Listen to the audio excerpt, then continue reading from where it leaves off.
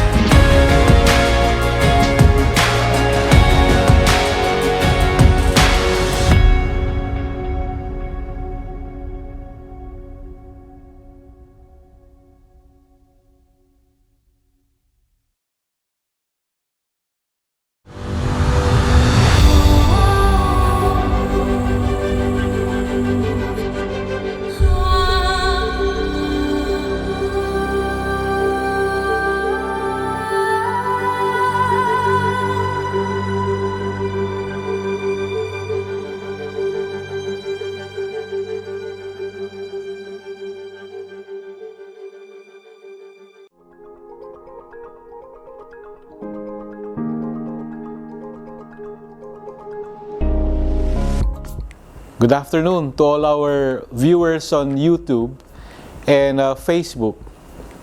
Welcome to Usapang Bayanihan, examining the community pantry movement from multidisciplinary lenses. Since the first community pantry opened last month in Maginhawa Street, Quezon City, more and more of these donation-based food assistance projects have begun to pop up all over the country. Following the maxim of magbigay ayon sa kakayahan, kumuha batay sa pangangailangan, they have become remarkably successful wherever they are open to help those in need during this pandemic.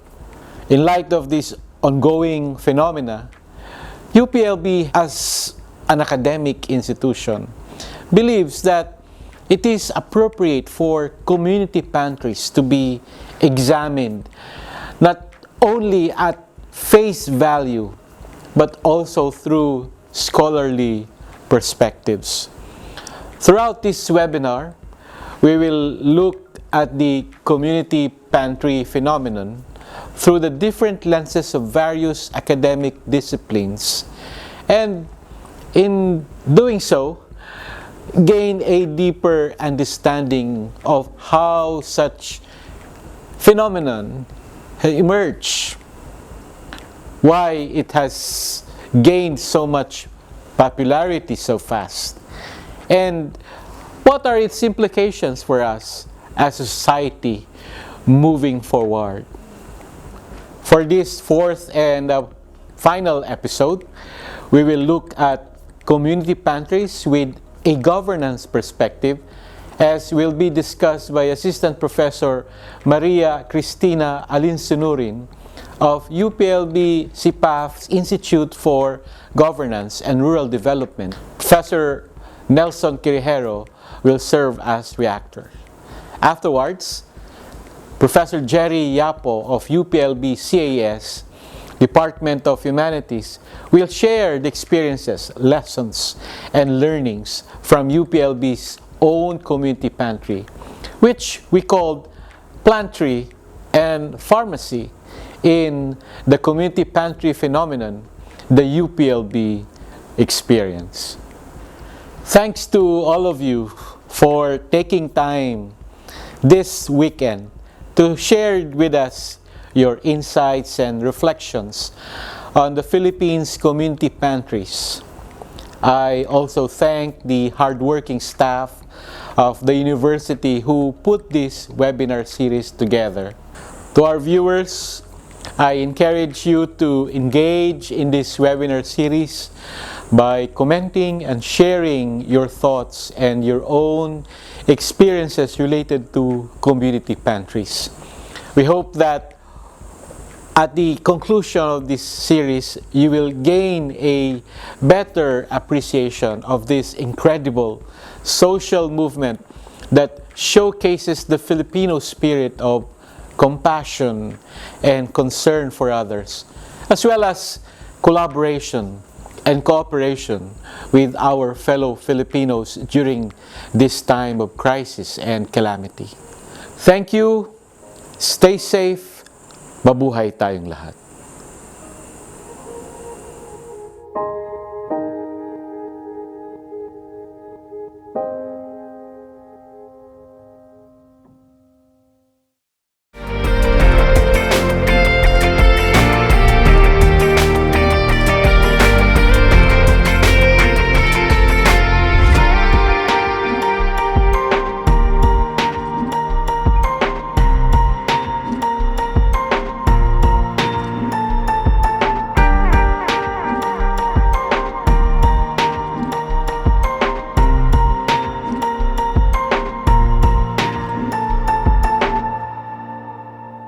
Most of us have heard this quite a number of times.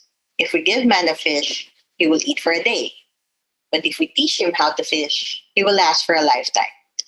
But would it be different if we have the rightful share of the ocean? I am Assistant Professor Maria Kristina G. Alinsunurin of the Institute for Governance and Rural Development of the College of Public Affairs and Development. And today, I will talk about our take on the community pantry based on the lens of governance, human rights, and social and economic empowerment. This is also a good time to revisit about social protection, which is necessary in these uncertain times. Previous talks have already elucidated on why the community pantry movement is a significant pandemic response.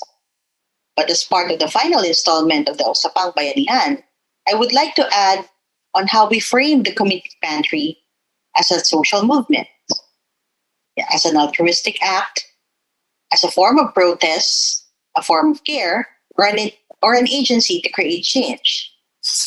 Thus, I would like to argue that the community pantry also reminds us that good governance in this pandemic is about placing a strong emphasis on ensuring the provision of basic welfare to the people.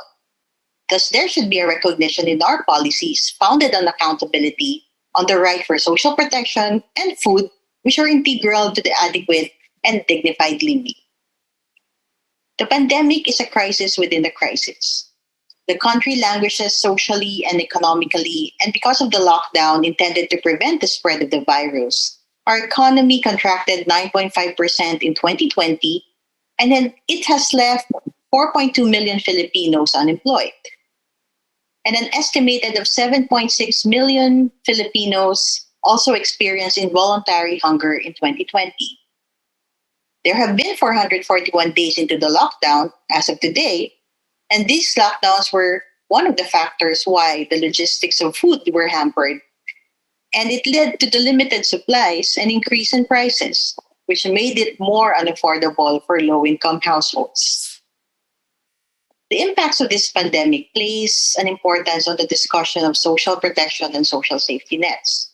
Social protection programs are not only limited to cash transfers, but in general, this refers to programs that are targeted to improve the economic and social situation of both poor and non-poor and lessen their exposure to risk. the state did try to respond. So in 2020, the government provided the emergency subsidy program from the Bayanihan Gilas 1 Act and intends to distribute cash assistance to those who were affected by the pandemic. And now, as the recent lockdown was imposed in NCR Plus, a measly allowance of 1,000 pesos per person were also given. LGUs also spearheaded their own initiatives, and there were also multi-stakeholder partnerships as a response in the increasing food insecurity. However, this pandemic is also telling us that the mobilization of these efforts, of course, they are very impressive, but critical points on service delivery is as important. So if we remember, the ayudas took months to be distributed. Bureaucratic processes hampered the distribution, and much was left to the discretion of local level bureaucrats whether to give in cash or in kind. So this arbitrariness of social protection led to a slow, marginal social assistance response. And the targeting even made it worse. It made a lot of people excluded. For instance, like example, food packs are provided, but they come as like relief goods. It is reminiscent of the typhoon aids that are used to be given during a natural disaster. And it varies from LGU to LGU, and definitely they are not enough to last while waiting for a concrete government response. So the emergence of the community pantry has inspired this talk to argue on two things. First, food is not only a charitable good, but it is a fundamental human right. Second, the lessons on the community pantry movement should make the government accountable on creating a policy environment that are grounded on rights-based approaches, inclusiveness, and empowerment. Later, the talk ends by detailing the way forward on talking about the root causes of precarity and hunger. CPAf takes place in this initiative to set an agenda and send a solid message, and most of all, provide an integrative view on how social policy should address the challenges being posed by the pandemic. Since the community pantry started nearly 2 months ago, it has gathered a lot of recognitions for its efficient and swift response. And it was founded on the spirit of bayanihan, of social solidarity, of helping without expecting any reward. Social solidarity approaches are not new to us Filipinos. So during the historical times when people helped homeowners relocate their houses, until the time when the country mobilized PPEs for healthcare workers. So for a long time, it has been anchored on our concern for the well-being of others. So the economic crisis has left a lot of people hungry, and the community pantry movement was a direct, sensible response. And more than just an altruistic response, community pantries are civil society-led mobilization, which are also showing the gaps of the pandemic response of the state. This exemplifies the characteristics of plurality of governance, where actors are also instrumental in calling for government action. One of the community pantry organizers, aside from Ana Patricia Non, has mentioned there's so much darkness into this pandemic and how it is addressed. People became too tired of waiting for the concrete government actions and swift responses. And this idea was shared to many. Thus the evidence that hundreds of community pantries were established across the country following the first one, the Maginhawa Community Pantry that was organized in April 14. Furthermore, the narrative of tayo-tayo na lang sent a message that the government has turned its back to the people, reeling on the effects of the pandemic. Unfortunately, Ana Patricia Non's effort on the community pantry has been met with accusations of having communist links, but it can be traced for the reason that it challenges the legitimacy of the state on its pandemic response. But would it be different that instead of hostile responses, community pantries are seen as measures of basic security during these times of uncertainty? That beyond the lens of charity and resistance, community pantry movement reminds us that food is a fundamental human right and should be claimed and demanded from the government. Will this kind of social policy orientation deepen the government's view in delivering welfare and social protection in times of precarity? So this is why I put forward the argument of rights, not charity principle. We need to change the meaning of ameliorating hunger.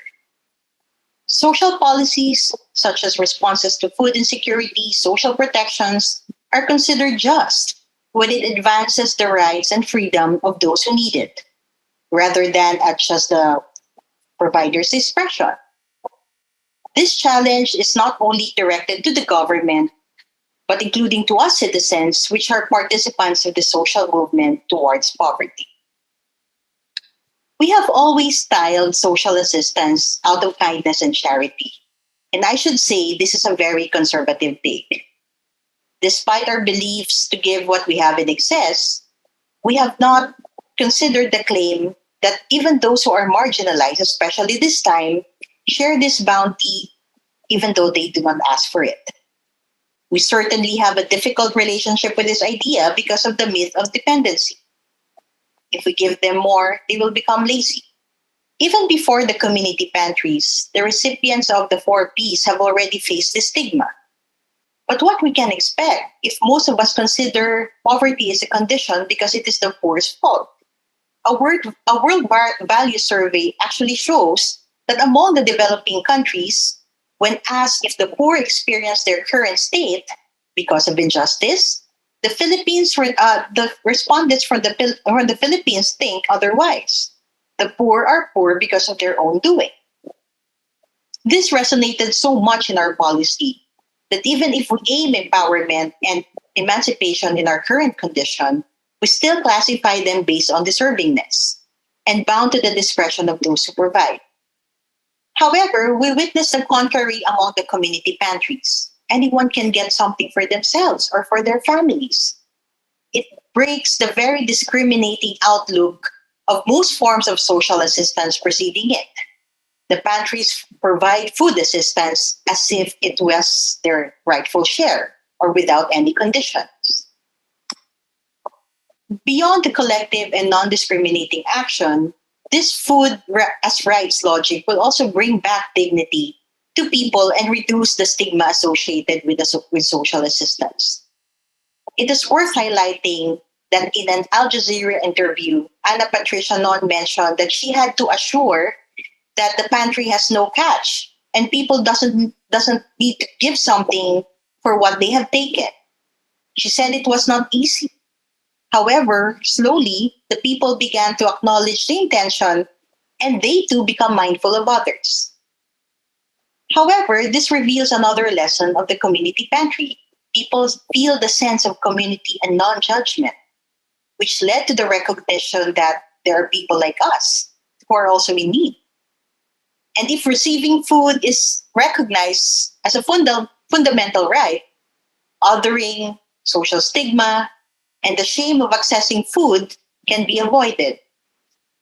So even as a noble way of helping, the pantry does not provide an avenue for promotion or reciprocity, which is common to most social assistance programs. Magbigay ayon sa kakayanan, kumuha ayon sa pangangailangan. This slogan of the community pantry might be the best thing that exemplifies distributive justice and giving the people the power of choice, which are the pillars of a rights-based approach to food security. We have seen people pouring in their donations, perceived as probably surpluses, or maybe it's their moral imperative because they know that there are other people in need. However, the movement also shows that it is not a temporary high. In fact, the need for food does not stop. Community pantries are facing deficits in supplies that exist. Although none has mentioned that this is a good problem because food is meant to be consumed and not to be displayed. But fatigue will eventually keep up with the movement and the sustainability will always be in question. And this is the very cue that the government should step in to what is needed during this time of crisis. A robust, rights-based social protection program that will guarantee people a decent life. So how do we translate these reflections of the community pantry and revisit on how the governance of welfare should be done. So let's revisit the social protection programs which are implemented. The idea of social protection in our society lies in how much one has contributed. But for those who have nothing, it is almost assuming that no one can protect them, even especially in this time. Such an orientation for that kind of policy actually exacerbates the divide between the rich and the poor, especially in this time of crisis. So the governance of welfare and social protection actually starts in acknowledging that the state has an obligation to protect and promote the rights of the people. With its authority on the management of resources for social and economic development, it should shift the narrative from needs-based to rights-based approach. It should embody responsiveness, inclusiveness, and broad-based participation, and also recognizing the potential of multi-stakeholder approach grounded on social solidarity. It is indeed challenging, especially when the resources are stretched in this in different pandemic response from health to economy. But for me, I think the scarcity of resources is rather than excuse. The key is changing the narrative towards citizenship. The social protection that any form of social assistance is a right to decent living. The community pantry movement shows us to be part of the community and how to be citizens of this country. If the nation or the society is a house, being a citizen is part of that house. And if only some people are eating in that house but some are starving, it is not fair. Citizenship is about partaking on these resources. If this is the basis for human rights, the government has miserably failed to acknowledge this. And even the pluralistic view of governance is taken where multi-stakeholders can actually provide social assistance. The government should still take the higher ground on ensuring a cohesive strategy that ensures food and nutrition security for all. Leaving the responsibility on the hands of the community pantries blurs what is supposed to be a system of monitoring, redress, and accountability. We have seen examples of dismayed people. If you remember the case of a lady that was caught on expressing her anger in video over the frustration that she has not taken anything from the pantry. While people were quick to judge that she has misplaced her anger, it simply shows a lack of government leadership and a fragmented response, and it has translated to an absence of a system of accountability. So in ending, this talk has provided a view of the community pantry movement on the lens of governance on rights-based approaches to welfare and social protection. As one of the final talks in this installment of Usapang Bayanihan, this view somehow resonates from the previous views shared in this platform, but leaving a message emphasizing that more than just charity, food is a security and a right which we can all claim. The community pantry movement has provided us with lessons that can be basis for a much-needed social protection, especially in these times of precarity. Community pantries are non-discriminating and they are collective actions. More than just addressing hunger as a common objective, the faceless giving and receiving exemplifies the social assistance that is founded on unconditionality and dignity. Community pantries are also reminders of our rights, not only as a charitable concern, but it also surfaces the root of insecurity, which is the lack of adequate safety nets for decent living. The duty lies on the hands of the government. And this is a vital part of the pandemic response. And finally, community pantries also serve as a basis for the governance of welfare. It is efficient, laden with emancipatory value, and a conversation starter of an accountability framework for social assistance. Give what you can, take what you need. It is everyone's rightful share. Maraming salamat.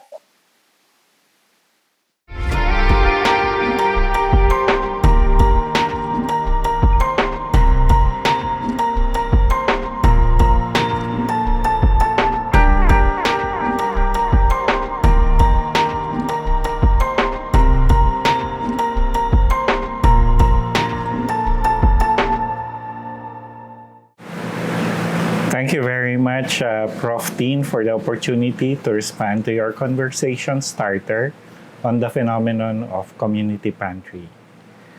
Three main takeaways from Prof. Dean's presentation are about human rights, the right to food, social and economic empowerment as it relates to how people coalesce that somehow there are people who can give and there are those who are in need. And third, a new look at the governance of welfare, again, with the key ingredient of responsiveness and broad-based participation. Let me then structure the discussion into three domains. First, beyond the obvious is to go back to the emergence of community pantry. Second, is to examine the phenomenon through the distributive justice perspective. And third, so what? What are the practical considerations?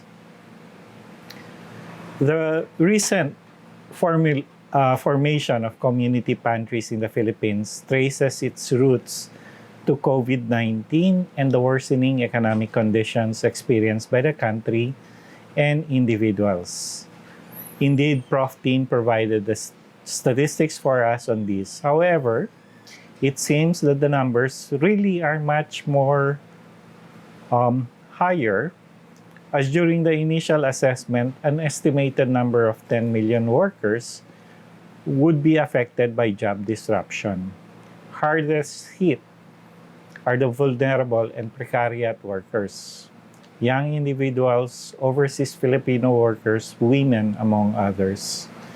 Because of the temporary nature of precariat work, they tend to be the first to suffer from unemployment, loss of jobs, of incomes. Such job disruption has affected one's capacity to earn and thus relegating them to temporary poverty levels with no end in sight.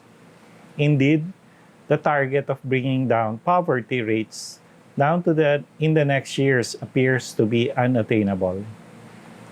Food security is also the proximate cause of the emergence of the community pantry. With loss of income by urban workers, coupled with the increases in food commodity prices, a lot of people really were pushed to the brink of looking for alternatives. And so, with a brave, proactive stance, we saw in the news Miss Non doing her share of good brought into national prominence. Surprise for us because traditionally, it is the faith-based organizations as a group that normally responds to such emergency situations. Let us now examine it from the lens of distributive justice via RALs, as Prof. Dean veers away from explaining the community pantries from the lens of charity, neighborliness, voluntarism. She rightly steers our focus on the notion of entitlement as well as dignity, and that the action itself should be rooted in the feelings of solidarity and eventually the perception of mutual trust and common interest. Indeed, the emergence of the phenomenon allowed a point of contact between those who are rich and the poor, where they share the same space-time continuum. So basically, distributive justice looks into assigning of rights and duties and the distribution of the benefits and burdens of social cooperation.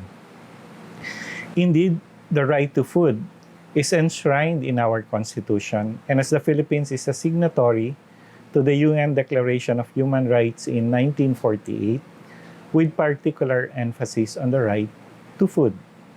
Here, we emphasize on the notion of distribution from two perspectives. One of desert, what people deserve, but this becomes problematic as to how it should be operationalized. And second, based on need, which to my mind has become the operational definition given the slogan, kumuha ayon sa pangangailangan. And so, we see the element of RALs being given its true worth, that the social and economic inequalities experienced by the community members and the response of those who have more magbigay ayon sa kakayanan is beautifully lived because the least advantaged members of society are supposed to greatly benefit from such action. In the end, the difference principle of Rawls, that is, those who are worst off should be the ones to benefit, is seen. This proves then the moral compass by which the political structure and processes that affect the distribution of economic benefits and burdens of society is to be observed. So now, we examine the practical implications of this. We've seen how the well-off have brought commodities and goodies to the food banks, with those who are able to be mastered to repack into manageable bags. We've also seen how those who have none or barely able to get by stand in line and partake of the commodities offered. But somehow, some reports of those who are better off, as reported by my uncle and cousin in their initiative, alight from their vehicle and cart off with the goodies without being bothered at all by their action, even if my cousin called them out. We also saw some reports that those who are in the food line cart off more than what can be imagined as ayon sa pangangailangan. If the pandemic deepens, will our donors experience donor fatigue, just as we've seen it during the emergency situation during Typhoon Haiyan and the other calamities of that year? We also ask ourselves, if the worst off are those that are really benefiting from the community pantries, we should hearken then to Prof. Teen's call for a re-examination of the governance of the community pantries.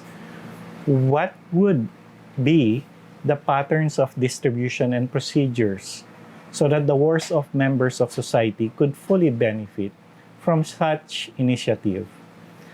Again, thank you, Prof. Teen, for allowing me to respond to your conversation starter. Thank you. Na-sustain natin kasi maraming gusto pa rin tumulong kasi nararamdaman at alam nila yung pinagdadaanan ng ating mga kapwa empleyado sa UPLB.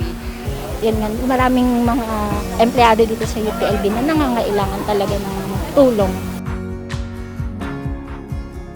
Nalaman po namin ito through our director na need namin tumulong sa community pantry dito sa UPLB. Lahat ng taong nangangailangan. Bayanihan to, hindi tayo nagpipilitan. So, talagang overflowing yung donations natin dito. Kahit hindi alumni, hindi rin konektado dito sa UPLB, basta nakabalita na may community pantry, nagbibigay talaga sila. Ayun, kailangan talaga kasi nating magtulungan lagi. Bilang isang pamayanan, importante na nagtutulungan tayo. Masarap sa pakiramdam na nakakatulong sa ibang tao, sa mga UPLB, employee din naman na tinutulungan natin yung ICS. Binigyan natin ng pagkakataon ng sarili nating tumulong sa mga nangangailangan, that yun yung nag-spark. We will continue doing this until na makita natin na okay na ang sitwasyon. Ngayon lang namin napatunayan na hindi kami pinabayaan ng mga permanent staff ng UPLB. Nagpapasalamat po kami sa ganitong paraan na natulungan nila kami. Especially po dun sa mga nag-initiate na mabuo tong UPLB Community Pantry. Nagpapasalamat po kami. Hanggat may mga generous donors na nagbibigay sa atin at kumikilos upang magkaroon pa ng stocks, yun po ang gagawin natin.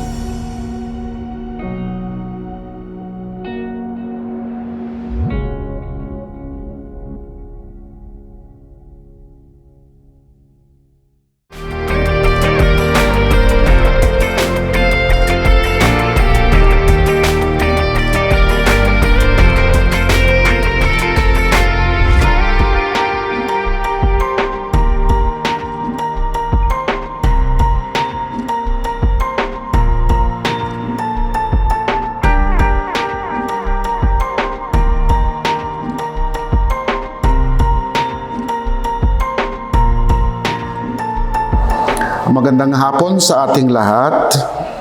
Natapos na ang pagtalakay ng community pantry mula sa iba't ibang lenses or perspectives mula sa ating mga kaguruan dito sa UP Los Baños.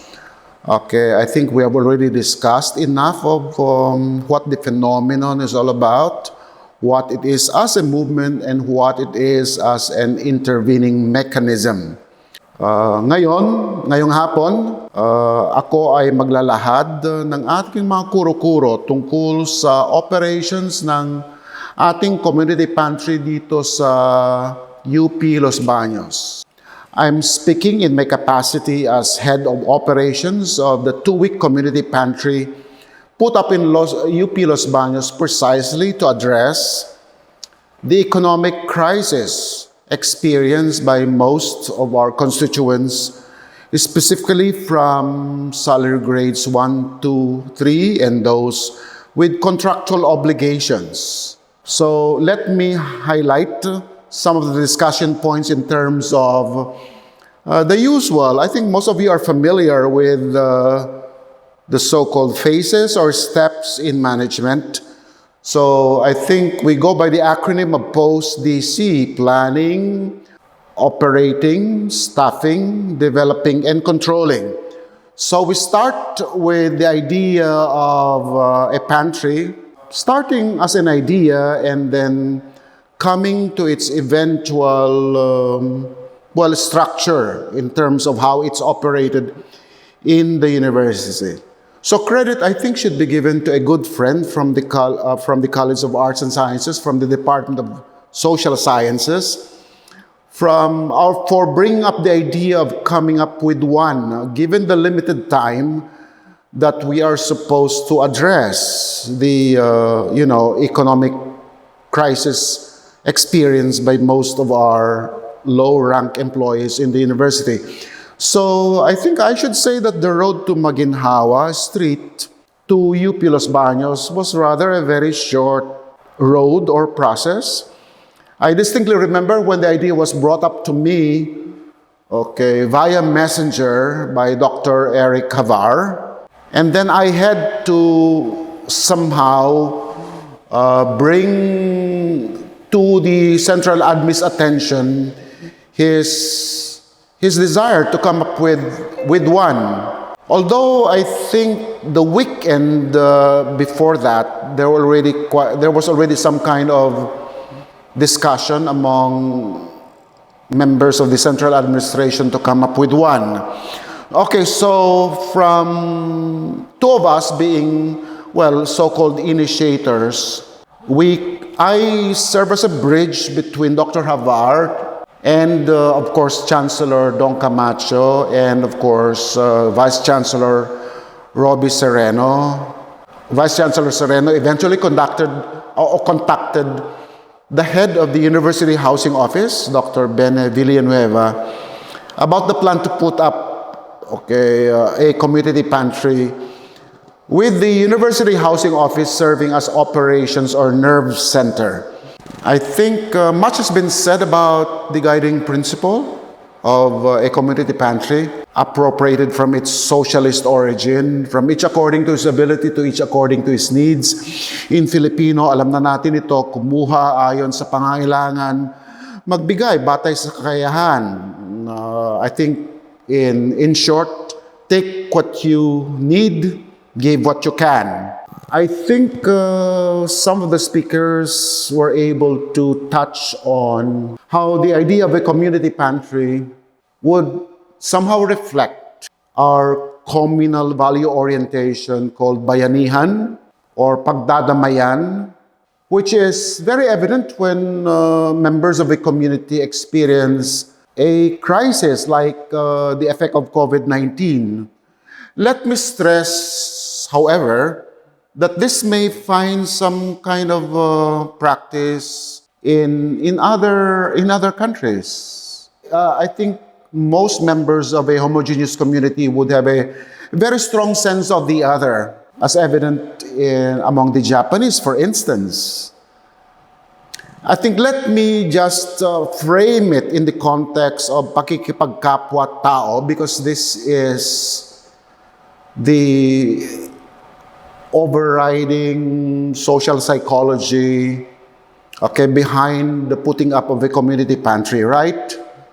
So our sense of kapwa is very evident in critical times like this, that the move from the personal to the communal framing of the self becomes very evident.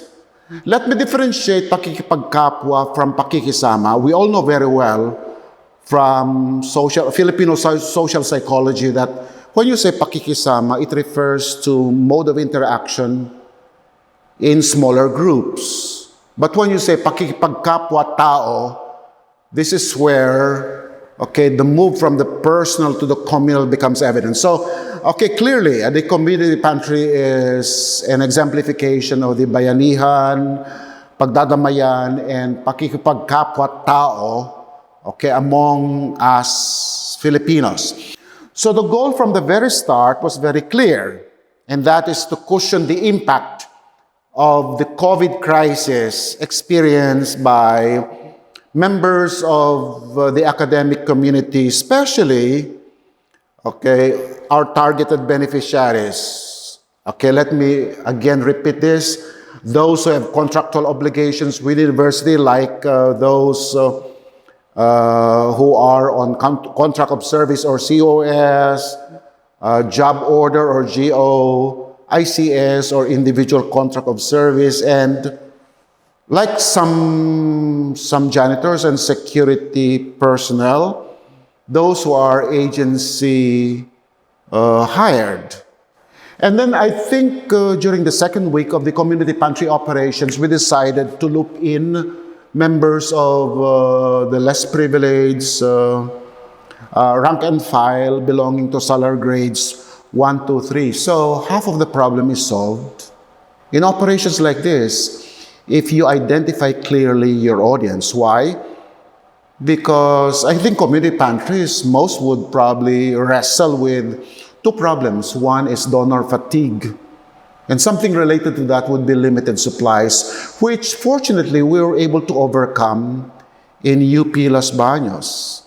Perhaps owing to the relatively homogeneous, closely knit network of relations among constituents of the university. So, let me now go to another aspect, okay, a very important aspect of planning for a community pantry, and that is the organizing aspect. So, the plan was short-lived because we have a definite goal in mind and we targeted the beneficiaries very clearly, okay, given the constraints in which community pantries would operate.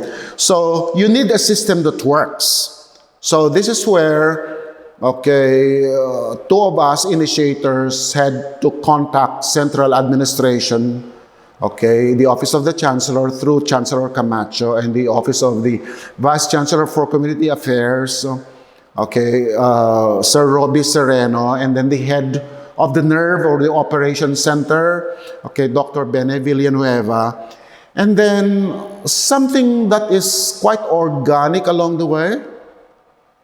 You call it sui generis, okay? Something that came out organically along the way would be the support group. And I have to acknowledge, I think the staff of Professor Jean Quaresma of IMSP, a good friend, who during the second week were there to help prepare the so-called starter packs.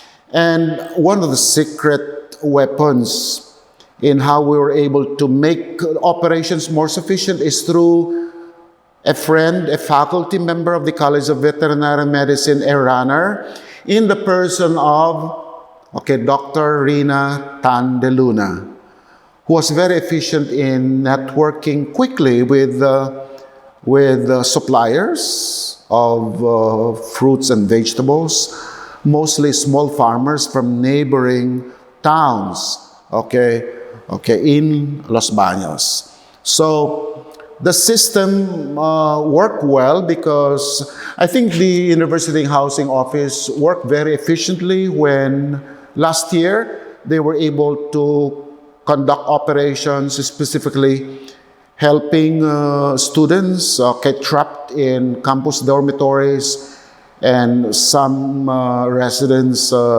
outside Los Baños, and they were able to make light their, their crisis during the COVID, yung kasagsagan ng COVID last year. So what do we see here? We see a community coming together, prompted by the spirit of volunteerism, and surprisingly, there were so many donations coming in during those 2 weeks, in cash and in kind, not only among the more privileged members of the faculty and staff, but also from alumni. And also, surprisingly, individual groups, or even my artist friends from Manila. And many of them didn't want to be, officially recognized. They were just simply content with being, anonymous donors in cash and in kind. In fact, as operations manager, I remember very well that I had to make an announcement on Facebook. Sorry, but we are not accepting donations, bigas and eggs, because we already have an oversupply of this. So we appreciate you donating in cash so that we can properly program grocery items that would form part of the starter packs. So for that, I'm very thankful, to our donors, especially those who remained anonymous, and we look forward to similar efforts like this whenever we'll have another crisis in the next few months or years. So the lifeline, of course, of the community pantry was, of course, as stated earlier, this cadre. Let me use that socialist term, cadre of volunteer employees who for 2 weeks their tasks and functions were somehow, relegated to the side because they had to function daily as volunteer employees so that we can run efficiently the community pantry.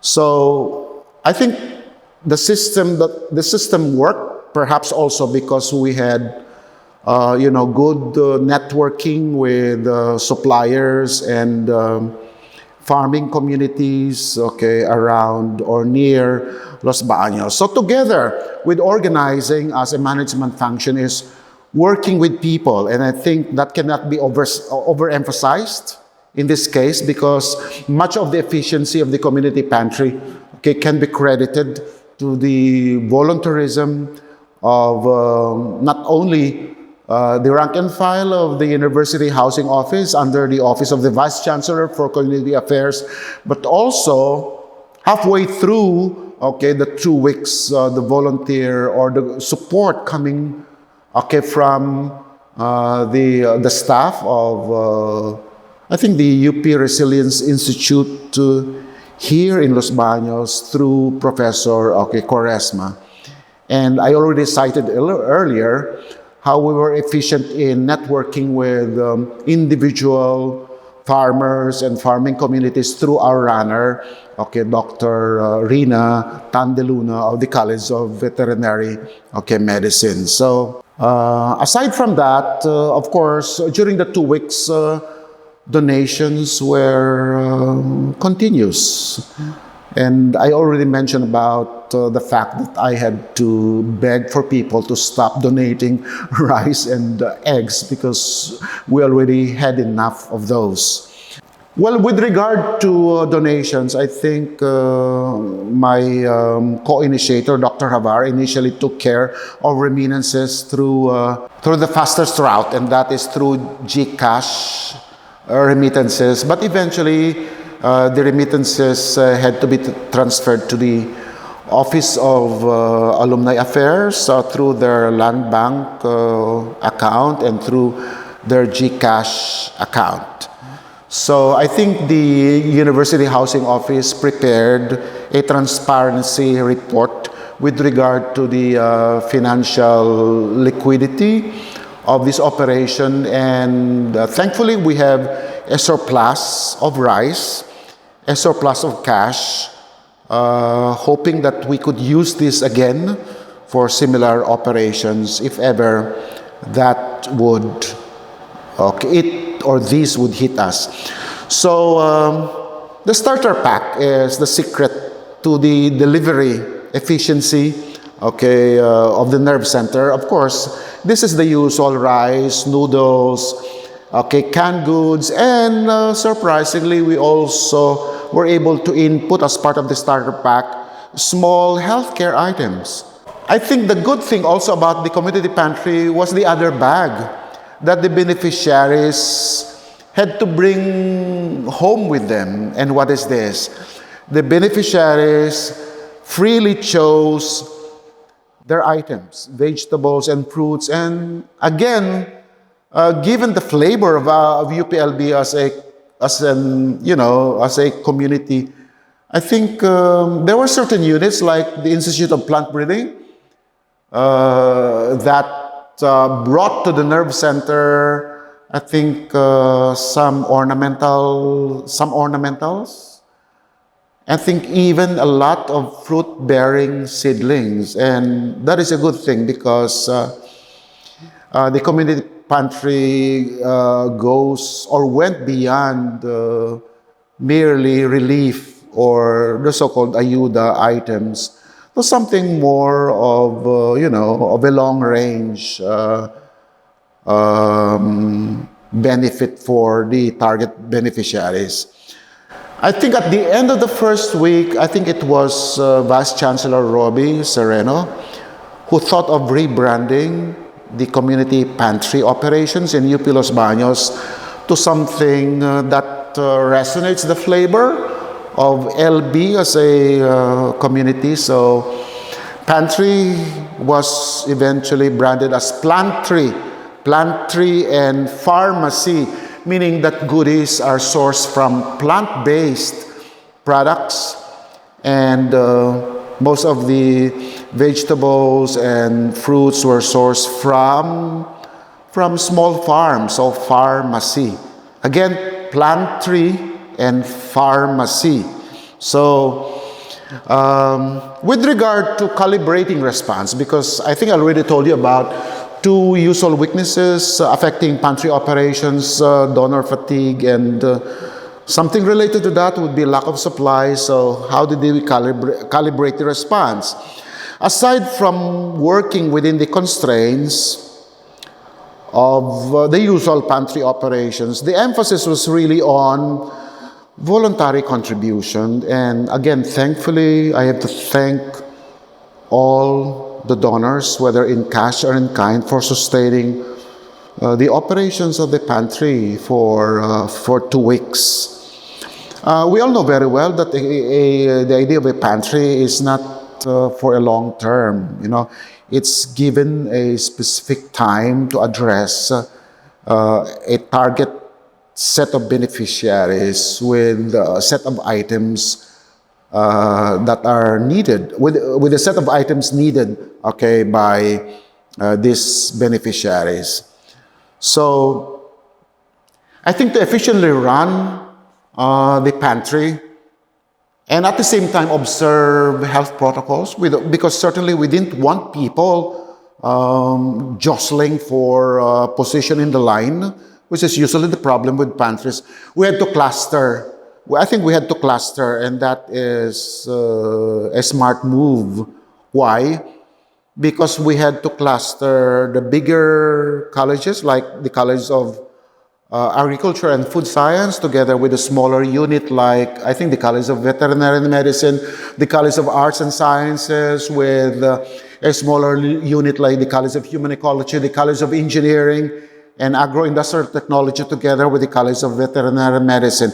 And during the second week, we had to again cluster the bigger support units of the university, the biggest of which is, of course, the Office of the Vice Chancellor for Planning and Development. We have a lot of rank and file contractual employees there, together with smaller units.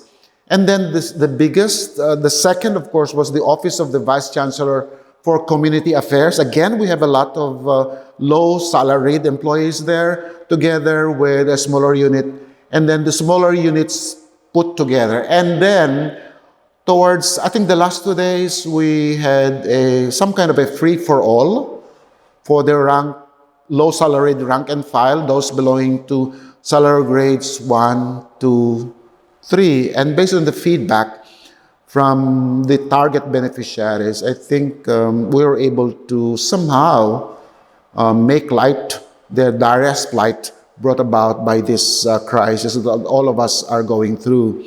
So I think some of the surplus items, starter packs, I think close to, 700. And I think excess vegetables. We were able to distribute this to Precious Liano, the operator of the instant kitchen somewhere in Los Baños. And then 200, I think close to 200 or more than 200 starter packs were given to Puto Tungtungin. I think the barangay has a relatively high COVID-19 infection rate. I think about 300 plus starter packs was given to a reliable pantry operator in Batong Malake. So I think that's the spirit of a community reaching out to its neighboring communities. So what are the lessons learned from the 2-week operation of the community pantry? I think based on the webinar series that you have listened to so far, we're able to look deeper into the operations of a community pantry, not only as a phenomenon that we needed to respond to, not only as a movement that we had to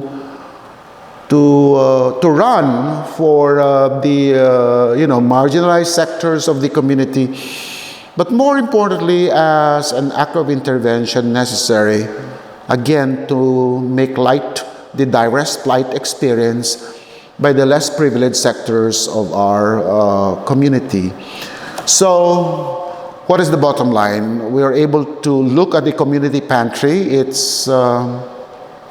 its weaknesses and probably drawbacks, especially if it's politicized, but also, more importantly, to stress its potential, not only for collective action, especially in times of crisis like this, but its potential for, should I say, community transformation.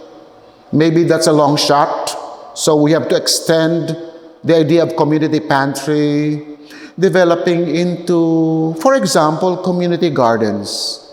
And I think that is a more lasting effect in terms of developing some kind of empowerment, among members of a community. So on that note, we hope that you were able to learn something about how community pantry operates, and at the same time have a deeper understanding of the community pantry, not only as a phenomenon, as a movement, as a necessary intervention, but more importantly, community pantry as a platform for collective action and hopefully for transformation. So mabuhay tayong lahat, mabuhay ang Universidad ng Pilipinas, mabuhay ang sambayanang Pilipino.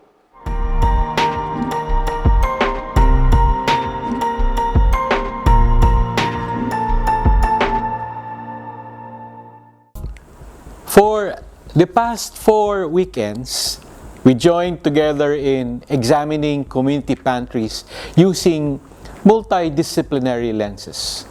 We thank all of you for supporting us in this webinar, and we hope that we continue to reflect and act on the things happening around us. On behalf of the whole UPLB community, I salute all our speakers, reactors, and organizers. More importantly, I send my highest respects to the many people who have made community pantries a disruptive movement that allows us to look beyond and act for the best for us all. Stay safe and healthy. Mabuhay tayong lahat.